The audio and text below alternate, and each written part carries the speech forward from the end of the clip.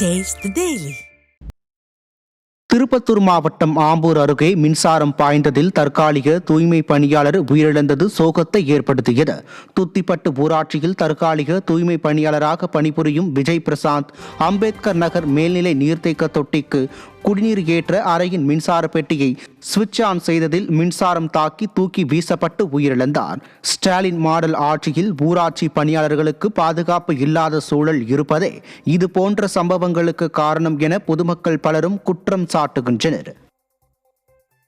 கிருஷ்ணகிரி மாவட்டம் காவேரிப்பட்டினத்தில் தென்பெண்ணை ஆற்றின் கரையோரம் குப்பைகள் கொட்டப்படுவதால் சுகாதார சீர்கேடு ஏற்படுவதாக பொதுமக்கள் குற்றம் சாட்டியுள்ளனர். காவேரிப்பட்டினம் நகரின் வழியாக செல்லும் தென்பெண்ணை ஆற்றின் நீர் விவசாயத்திற்கும் பொதுமக்களின் குடிநீர் தேவைக்கும் பயன்பட்டு வருகிறது. இந்த நிலையில் இந்த ஆற்றின் கரையோரம் குப்பை கழிவுகள் கொட்டப்படுவதாக அப்பகுதி மக்கள் குற்றம் சாட்டியுள்ளனர். மேலும் இந்த குப்பைகள் ஆற்றை ஆக்கிரமித்துள்ளதால் ஆறு சுமார் 50 அடி நீளத்திற்கு குறுகியுள்ளது. இதனால் இந்த நீரை பயன்படுத்தும் போது சுகாதார சீர்கேடு ஏற்படுவதாகவும் இதுகுறித்து அதிகாரிகள் கண்டுகொள்வதில்லை என்றும் பொதுமக்கள் குற்றம் சாட்டியுள்ளனர்.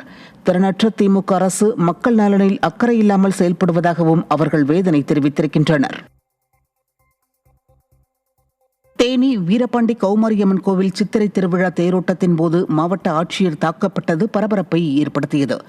தேர் நகர துவங்கிய நிலையில் ஆட்சியரின் உதவியாளர் நிலை தடுமாறி தேர் சக்கரத்தில் விழ இருந்தார். இதனால் தேரை நகர்த்தும் பணியில் இருந்த அறநிலையத்துறை ஊழியர் மாவட்ட ஆட்சியரின் உதவியாளரை தாக்க முயன்றபோது மாவட்ட ஆட்சியரையும் தாக்கினர். இதனால் பொதுமக்கள் மற்றும் அதிகாரிகள் அனைவரும் அதிர்ச்சியடைந்தனர். ஸ்டாலின் மாடல் ஆட்சியில் ஆட்சியருக்கே பாதுகாப்பில்லாத நிலை இருப்பது இதன் மூலம் நிரூபணமாகியுள்ளது.